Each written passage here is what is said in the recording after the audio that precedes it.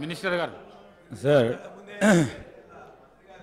2014 నుంచి నిన్న కూడా గౌరవ ముఖ్యమంత్రి గారు గౌరవ ఉప ముఖ్యమంత్రి గారు మా సభ్యులందరూ చెప్పారు అధ్యక్ష,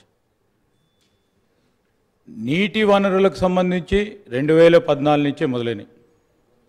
2014 నుంచే మంచినీటి సరఫరా మన రాష్ట్ర ప్రజలందరూ చూసినట్టు, విద్యుత్ సరఫరాకు సంబంధించి 2014 నుంచే వారు మొదలుపెట్టిన ఈ ప్రాజెక్టుల ద్వారా తర్వాతనే విద్యుత్ పరంగా అసలు కరెంటు చూసినట్టు మన ప్రజానికం, అది మొత్తం అంధకారంలో ఉన్నట్టు, మనం సివిలైజేషనే లేనట్టు, వారే వచ్చి మొత్తం తెలంగాణ రాష్ట్రాన్ని కనబెట్టినట్టు, ఈరోజు ఎక్కడ కూడా రాష్ట్రంలో విద్యార్థులు ఎక్కడ కూడా విద్యుత్ పరంగా చదువుకోనట్టు చెప్తా ఉన్నారు అధ్యక్ష. నేను గౌరవ మంత్రి గారిని కోరుతా ఉన్నాను, వారు చేసిన ప్రగతిని చెప్పమని చెప్పండి తప్ప 2014 కంటే ముందు ఏ విధంగా ఉందో మేము కూడా చెప్తాం అధ్యక్ష.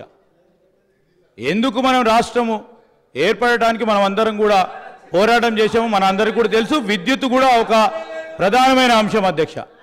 ఈరోజు వారు మాట్లాడే, నేను ఎందుకంటే మొదలే మాట్లాడుతూ ఉన్న తరుణంలో మీరు ఎప్పుడు కూడా అధ్యక్ష మేము చెప్తా ఉన్నాం అధ్యక్ష, నిన్న డ్రింకింగ్ వాటర్ సప్లై గురించి కానీ ఫైనాన్సెస్కి సంబంధించి కానీ అసలు వారు లేకుంటే అసలు ఈ రాష్ట్ర ప్రజలే అసలు ఏది కూడా చూడనట్టు ఏది కూడా అనుభవించినట్టు మాట్లాడుతున్నారు అధ్యక్ష. Please try to educate.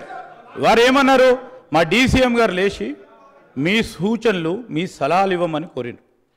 మళ్ళా మీరు అదేవిధంగా 2014 కంటే ముందంటే మేము కూడా మొదలు పెడతాం. మా సభ్యులందరూ కూడా తెలుసు ఏ విధంగా ఉన్నారో, మీరు కూడా ఉన్నారు.